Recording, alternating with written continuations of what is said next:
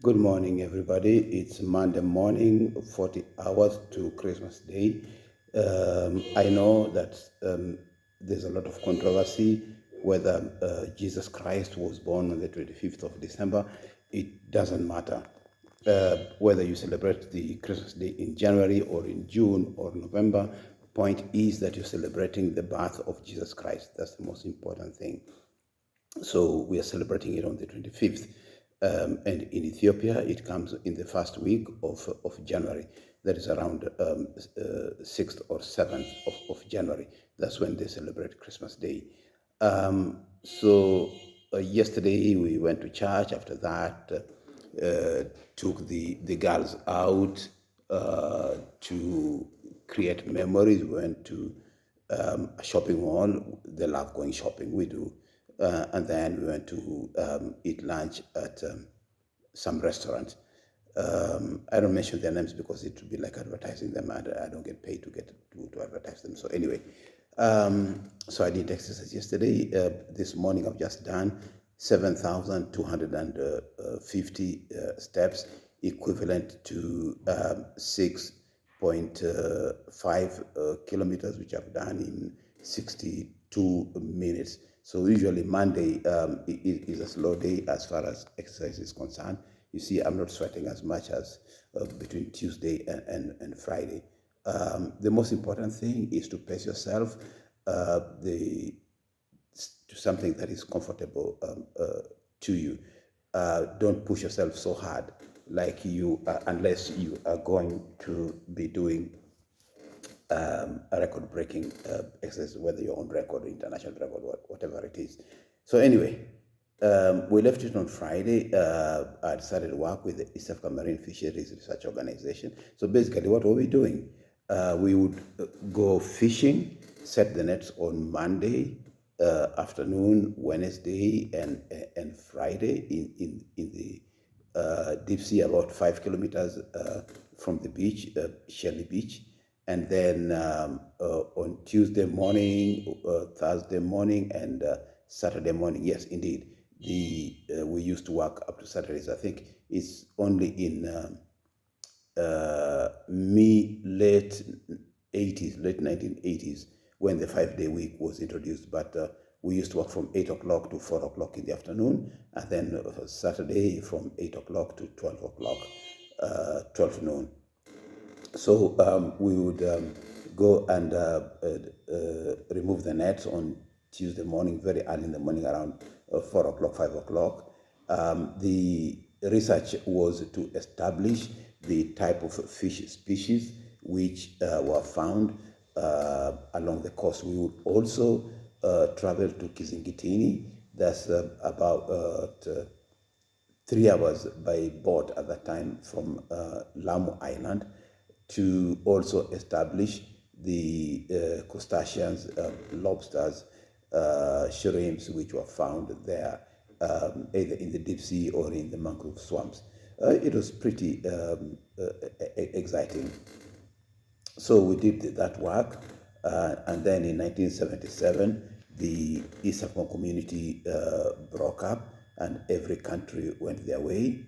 And at that time, I had formed a very good friendship with some other young men, Johnny Alela, Gerald Aaron. We used to go clubbing together. We used to do a lot of things together, and that brings to mind.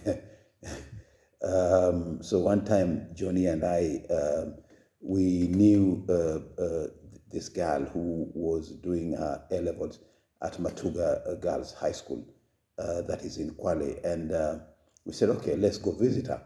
That time, the schools are not as strict as they are today about visiting, and you could go visiting on a weekend.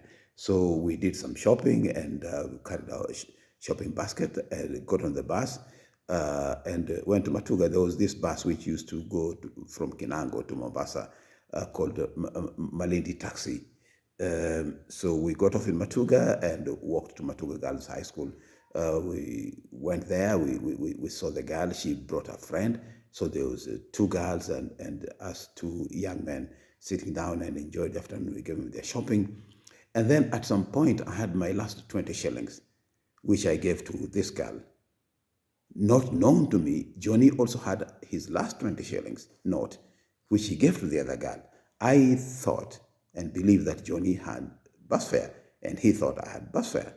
So the girl see us off, and we walk to the road, and we wait for the last bus from Kinango to Mombasa. And the bus comes, and I ask Johnny, "Do you have money?" And he looks at me like, "You're the most stupid fellow since the creation of the world." And he said, "No, I thought you had money, and I thought you had money." And the bus stopped, and we couldn't get in because we didn't have bus fare. So the bus left us there. Yes, we walked from Matuga to Kwale Town, to Kombani, that's the junction, from Diani to Mombasa, hoping to hike a lift. But by the time we got a lift, we were almost near Likoni Ferry. We were dog tired. It was almost midnight. I think it's more than 30 kilometers. And we went to my cousin's place, Michael. He had this single room. He was working for Southern Engineering Company, a shipbuilding company in Mombasa. And so we just went to his house. We were dirty, we were smelling. We dropped down on the chairs and just collapsed till the next day in the afternoon. The things that young men do. Yeah. So anyway, that was life. Pretty interesting. After the breakup of the Islam community, early 1978, a couple of us were transferred to Kisumu. The only other time I had been to Kisumu was in 1974. I belonged to the Christian Union, and an American preacher, T.L. Osborne, had come to Kisumu for a major crusade. That was the beginning of these crusades in Kenya. So we were sponsored by the Kenya Christian Union students to go to Kisumu. I remember Japheth Mazao and myself and a couple of other people from our school. We went to Kisumu and we stayed, I think, about a week. So apart from that, I'd never stepped in Kisumu in my life. So this was the second time that I was going to Kisumu. We took the bus. I remember Asman Odhiambo Arela and we were transferred to Kisumu. We go to Kisumu, then we took a bus to go to Sondu. But by the time we reached Holo, that is in Ngege, it was pretty late in the evening. I didn't know the way to my home. So we got off and we went to Tambo's place because we knew that our friend Lorna was at home. So Lorna received us well. We spent the night there. And then the next day we walked to Sondu and then took a matatu. Those matatus of you look me, I look you, up to Nyabondo. Asman went off to his home in Kamagambo. I informed my parents, who, if you remember from earlier episodes, they had relocated to the village that had been transferred to Kisumu. And so I didn't know anybody in Kisumu, but I knew that part of the Tambo family, Jimmy Onyanko Tambo and his family were in Kisumu, and we were friends. He used to come visit his uncle in Mombasa, and we would be together and play together.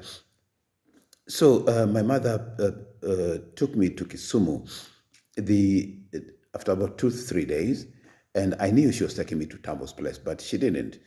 Instead, she told me that, we have our relatives near here, and we'll take you there. So she took me to a place called Manyata Gonda, and she introduced me to the Stephen Abur family. I got my age mates there, Gilbert Abur, and his elder brother, Henry Ombe, my other cousin, Jenny Yongo, and other people. So I stayed there for a couple of months before I got my own house in a single room in Arena Estate. And then after that, I was allocated a government house in Nairobi area, just behind the Okara family. So that is how life started for me in Kisumu. And I used to walk to the labs in near the airport, not the current airport, but the old airport. That's where I used to work. And just to wind up for today is that Daniel Ochieng Tambo also came to start work in Kikomi in Kisumu. So there was a whole bunch of us who knew each other, and we used to have parties, go to Octopus, which was the club at that time. And yeah, so Dan Tambo got a scholarship to go to India for further studies, and we made a party, a farewell party in my house. That is where I met my first girlfriend, Julie. She was going to school in Luak Girls High School in Asembo. Next episode, I will tell you more about Julie and what happened. Bye for now.